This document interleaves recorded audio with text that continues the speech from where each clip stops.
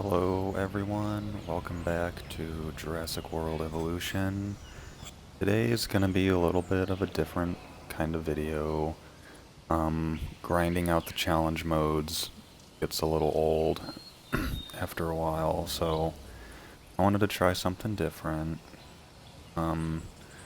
Today we're kind of going to be experimenting with an idea that we can make certain exhibits with dinosaurs that aren't in the game by pretending that they are in the game. What I mean by that specifically is that there's a couple there's more than several dinosaurs that have cousins, if you want to use that, that lived in other areas and are different species, but they probably looked really similar overall. So what I've done is made a Jurassic Asia themed exhibit with a couple of dinosaurs that I've renamed to emulate a Jurassic Asia dinosaur that is related to a dinosaur that is actually in the game. So the first part of this video is going to be like a mini documentary explaining what these dinosaurs are, because they're not in the game and some of you may have not heard of them before, and kind of explaining my rationale for substituting one of the dinosaurs that's actually in the game for them. And then the second half of the video is going to be more of a safari. I'm going to stop talking and we'll just drive out in the exhibit, take pictures, and take a gyrosphere tour, and that'll be about it. As you can see, I have another one over here, but we'll do that one later. For now, let's go over the species in the exhibit. First are the ones that are unchanged are the Gigantospinosaurus and the Unkingosaurus. Those are meant to be the exact same dinosaurs that they are in the game. So yeah, no changes there. These guys. The first change is going to be we are replacing Mamenchisaurus with a sauropod called Omesaurus. I'm not 100% sure how to pronounce that, but I'm just going to be saying Omesaurus. Basically, this was another sauropod that was related to Mamenchisaurus. I'm getting all this information from Dinopedia.com, by the way, if y'all are interested. Mamenchisaurus, to me, every illustration that I've seen of it has it's more of a horizontal dinosaur in the sense that it's not so vertically up and down.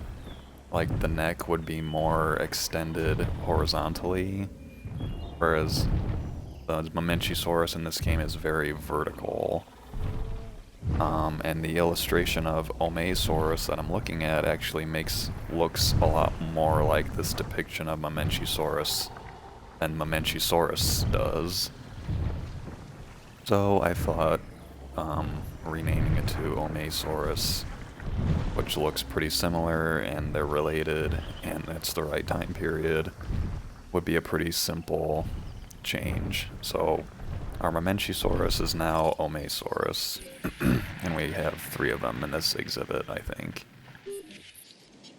The next change is we are going to be emulating that Metriacanthosaurus is a Synraptor, or Synraptor. I'm not really sure how that's pronounced either.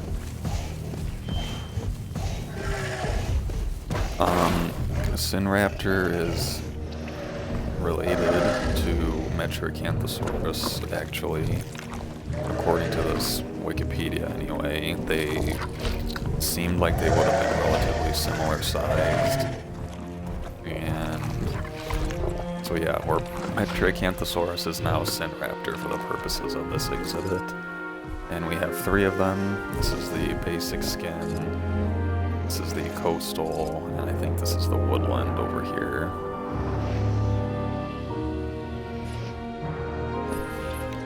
Alright, and last but not least, the apex predator of this exhibit is going to be the Yangchuanosaurus, which we are substituting for Allosaurus.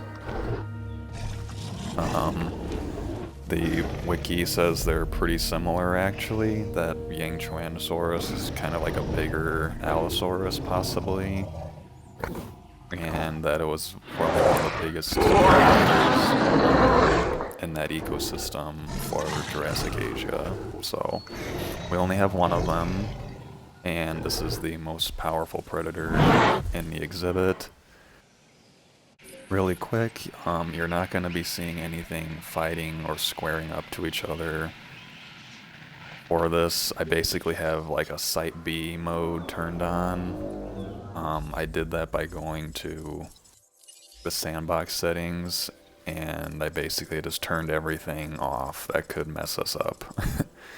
There's no social requirements, there's no population requirements, there's no diseases, there's no feeders that need to be refilled.